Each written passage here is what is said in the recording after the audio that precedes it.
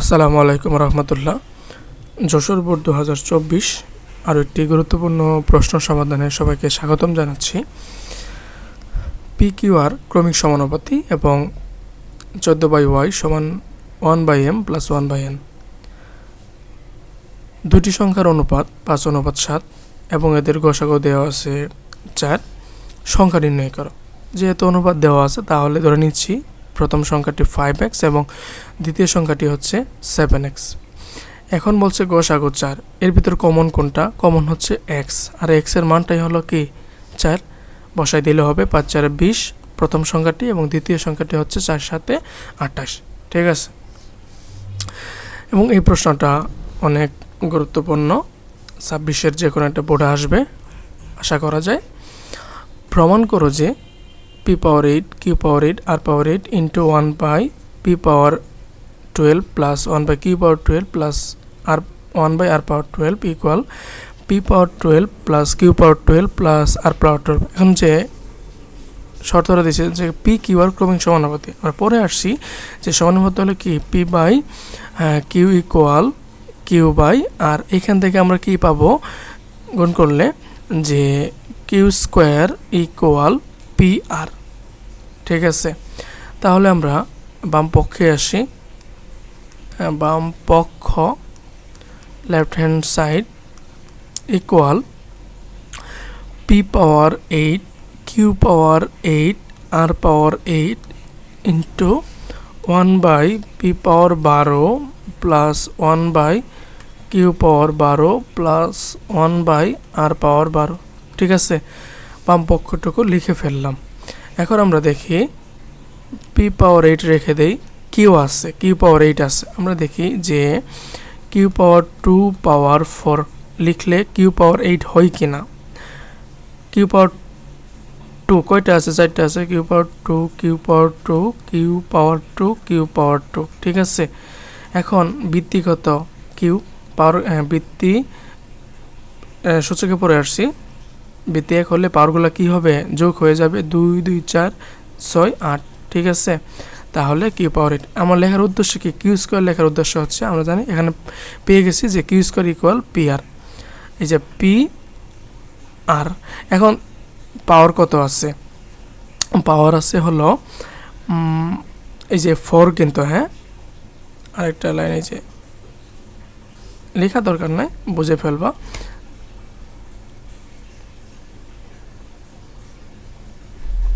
এখন দেখো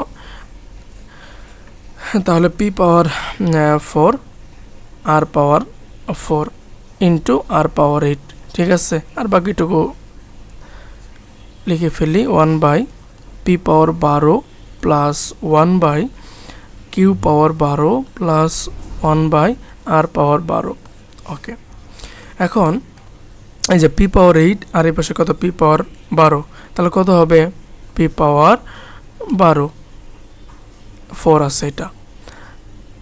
তারপরে দেখি যে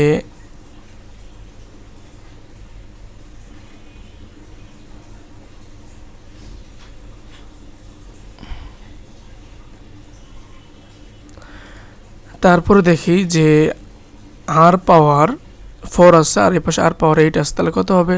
r⁻12 হয়ে যাবে 1/p⁻12 plus 1/q⁻12 plus 1/r⁻12। ঠিক আছে, আচ্ছা এখন পরের স্টেপে আসি। এটা গুণ আকারে আছে p⁻12 r⁻12 divided by p⁻12, ভাগ করলে কি থাকবে? r⁻12 এবং প্লাস গুণ করলে আসবে p⁻12 into r⁻12 divided by q⁻12 থাকুক, প্লাস এটা গুণ করলে কি হবে? এই যে শুধু p⁻12 হবে। হ্যাঁ, এক লাইন, বেশি লেখা দরকার নাই। p⁻12 আমরা প্রথমে কি পেয়ে গেছি? r⁻12, আর এই ডান পাশে পেয়ে গেছি যে p⁻12। ঠিক আছে, আমাদের দরকার আর লাগবে কোনটা? আর লাগবে হচ্ছে কি q⁻12। এখন আমরা দেখি যে এখানে কি আছে? pr আছে। আমরা কি লিখতে পারবো যে এইভাবে যে পি আর পাওয়ার 12 লেখা যাবে না, ডিভাইডেড বাই কিউ পাওয়ার 12। এখন পি আর সমান আমরা কি পেয়ে গেছি? পি আর সমান পাইছি হলো Q square equal P R, তার পাওয়ার কত? 12 ডিভাইডেড বাই কিউ পাওয়ার 12। এখন 12 দিয়ে 24 হয়ে যাবে, অর্থাৎ Q power 24 divided by Q power 12। ভাগ করলে কি থাকবে? ভাগ করলে থাকবে হলো, সরি ভাগ বলতে এই যে ভিত্তিগত সমান না, ভিত্তি সমান হলে পাওয়ারগুলো কি হবে? বিয়োগ হয়ে যাবে। তাহলে 24 থেকে 12 বাদ দিলে কি থাকবে? 12, অর্থাৎ যে কিউ পাওয়ার 12। একটু গুছিয়ে লিখলে হবে পি পাওয়ার 12 প্লাস কিউ পাওয়ার 12 প্লাস আর পাওয়ার 12। এটাই আমাদের রাইট হ্যান্ড সাইড, ডান পক্ষ। ক্লিয়ার? তো এই প্রশ্নটা দুই একবার রিভিশন দিয়ে ফেলবো। পরের প্রশ্নের দিকে আসি, এটা important. 14/y equal 1/m plus 1/n। এখন বলছে যে দেখাও যে y plus 7m divided by y minus 7m plus y plus 7n divided by y minus 7n equal to, এবং একটা শর্ত দিচ্ছে m নট ইকুয়াল, m এর মান কি হবে না? m এবং n সমান হবে না। তাহলে দেখো দেওয়া আছে, গুরুত্বপূর্ণ প্রশ্ন এটা, কিন্তু বোর্ড বইয়ে আছে, দেওয়া আছে 14/y equal 1/m plus 1/n, ঠিক আছে? বা 14/y ইকুয়াল লসাগু করি mn, তাহলে কি হবে? n plus m। আমি সহজ বসে লিখে দিলাম m প্লাস n, কোনো ঝামেলা নাই। বা এখন দেখো আমাদের y এর মানটা নিয়ে আসবো আমরা, তাহলে আর গুণ করে দেই, তাহলে y into m plus n equal 14mn, ঠিক আছে? বা y ইকুয়াল, গুণ অবস্থায় আছে, ডান পাশে গিয়ে ভাগ অবস্থায় হয়ে যাবে 14mn divided by m plus n। এখন দেখো বাম পক্ষে y প্লাস 7m আছে, আরেকটা y প্লাস 7n আছে, ঠিক আছে, সমস্যা নাই। y বাই, না আরেকটা লাইন করতে হবে, y ইকুয়াল, আমরা প্রথমে 7m ইন্টু 2n লিখতে পারবো না, তাহলে কি হবে? 14mn divided by m plus n লিখতে পারছি। এই যে এটা আমরা 1 নম্বর সমীকরণ ধরে রাখি এটারে, হ্যাঁ। আচ্ছা, তারপর হচ্ছে 1 নং হতে এটা লিখে ফেলবো, সহজ হবে 1 নং হতে। আচ্ছা, এরপরে আমাদের দরকার y plus 7m y minus 7m, তাহলে আমরা উভয় পাশে 7m দ্বারা ভাগ করে ফেলি, সমানে বাম পাশে 7m দ্বারা ভাগ করে ফেলি, হ্যাঁ। তাহলে হচ্ছে 7m into 2n divided by 7m into m plus n, ঠিক আছে? এখন এই যে 7m ভাগ করলে 1 থাকবে, এবং সর্বশেষ থাকতে হলো y by 7m equal 2n divided by m plus n, ঠিক আছে? ওই যে বোর্ড বইয়ে বা গাইডে এই যে একটু শর্টকাট দেওয়া, এইখান থেকে এই যে লাইনটা আসছে, হ্যাঁ। ওকে, তাহলে এটা আমরা না রেখে দিয়ে কাজটুকু করি, বা না করলেও হয়, না করতে হবে তো, কারণ হচ্ছে y প্লাস 7 আছে। তাহলে এখন যোজন করি এবং বিয়োজন করি, y plus 7m divided by y minus 7m equal, যোজন হচ্ছে কি লব প্লাস হর, আর বিয়োজন হচ্ছে লব মাইনাস হর। তাহলে 2n plus m plus n divided by 2n minus m minus n। দেখো এখন যদি বিয়োগ করা যায় তাহলে কত আসতেছে? এখানে নিচে বিয়োগ করলে আসবে 2n থেকে n বাদ দিলে শুধু n মাইনাস m, আর লবে থাকবে হলো 3n প্লাস m। এটা তুমি 2 নম্বর সমীকরণ দিয়ে রাখতে পারো। এখন 1 নম্বর সমীকরণে কি পাইছিলা? আরেকটা কিন্তু বাকি আছে। 1 নং হতে y equal 14mn divided by m plus n। এখন দেখো, এখন কিন্তু আমার লাগবে হলো y plus 7n, Y minus 7n। তাহলে এবার আমরা আলাদা করে নিব যে 7n into 2m divided by m plus n, বা এখন উভয় পাশ সমানের দুই পক্ষকে 7m দ্বারা ভাগ করে নেই, y বাই 7n ইকুয়াল সর্বশেষ থাকবে হলো 2m divided by m plus n। ঠিক আছে, আবার যোজন বিয়োজন করি, y প্লাস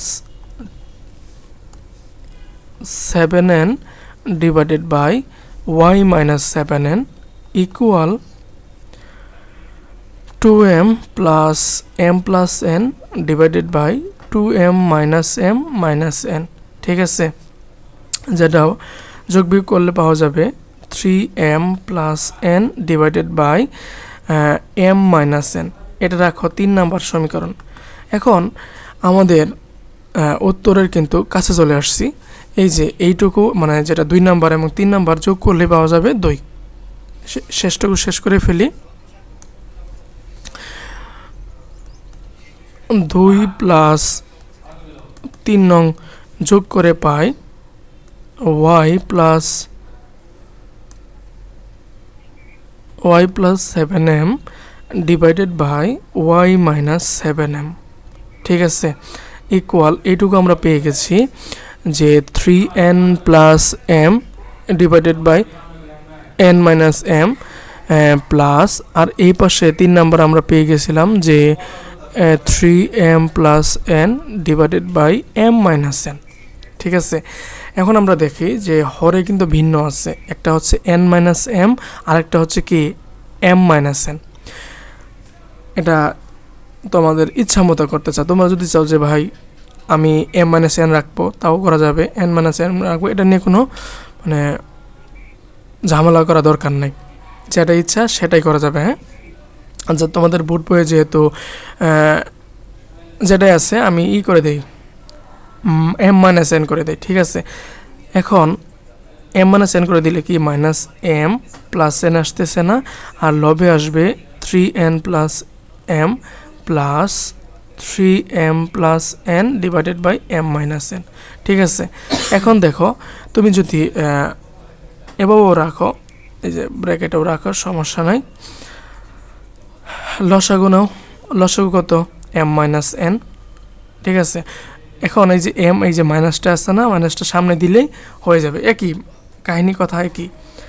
আচ্ছা m মাইনাস n ভাগ করলে কি আসে, মাইনাস 1 আসবে, মাইনাস 1 দ্বারা লবে গুণ করো, তাহলে কি হবে মাইনাস 3n মাইনাস m, তারপর হলো কি প্লাস 3m প্লাস n, এইটা।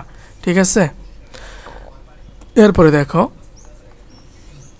m মাইনাস n আর লবে দেখো 3m থেকে যদি m বাদ দেই কি থাকবে, 2m থাকবে না, আর মাইনাস 3n থেকে 3n আর প্লাস n যোগ করলে কি হবে 2n।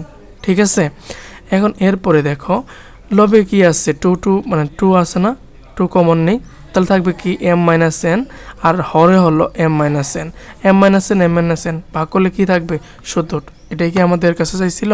হ্যাঁ, তাহলে ক্লিয়ার? আশা করি ক নাম্বার ক্লিয়ার।